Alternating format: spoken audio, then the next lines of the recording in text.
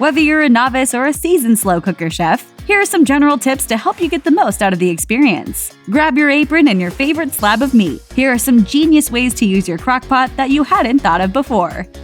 While your slow cooker is cleverly designed to cook food unsupervised over a long period, you should still take some precautions to ensure absolutely safe conditions. If you love eating at home, it's probably a good idea that when you're done cooking, you still have a home to actually eat in. Clear plenty of counter space for your slow cooker. Since the outside of the appliance gets really hot when it's working away at cooking your dinner, be sure to leave a good amount of room on each side. Meanwhile, the bottom is made for sitting on top of any kitchen surface, so no need to worry about your crockpot's tushy.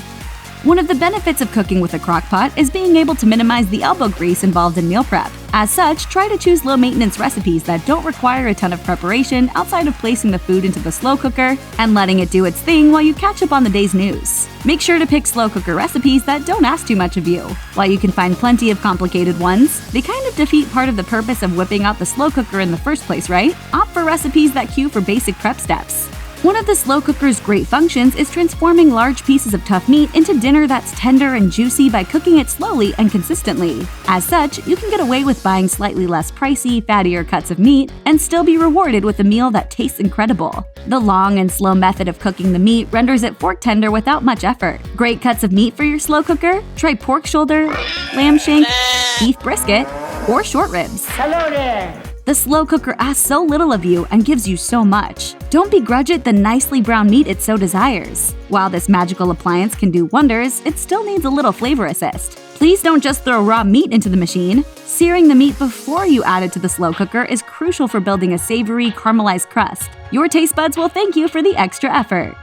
The same advice you give yourself on New Year's Eve also applies when you use the crockpot. Go easy with the booze. When you prepare foods on the stovetop at higher heat while uncovered, most of the alcohol should evaporate by the time you finish cooking, leaving subtle undertones that deepen the flavors. But since the crockpot cooks foods at significantly lower heat while covered, the alcohol simply won't evaporate in the same way. As a result, your dish may be left with a strong, bitter taste. If you insist on using the hard stuff to add flavor to your dish, add it just after the meat browning step so the alcohol can burn off before you add it to your slow cooker.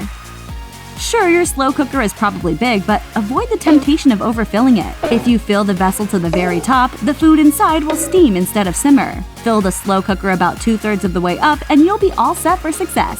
While we're on the subject of filling your pot, the bottom of the slow cooker is the hottest place. So layer the ingredients depending on which ones require more heat to cook. Try layering heartier ingredients like your proteins or root vegetables at the bottom and more finely chopped ones on top. Doing so ensures that everything finishes cooking at the same time.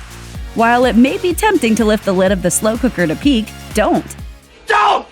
Slow cookers function by keeping the heat closed in. Every time you lift the lid, you're letting all the heat out. Since it takes time for your slow cooker to get its heat level back up after this, you may experience some uneven cooking or it may take longer to finish than you thought. You'll get much better results if you can exercise patience and leave the slow cooker alone for the duration of the cooking.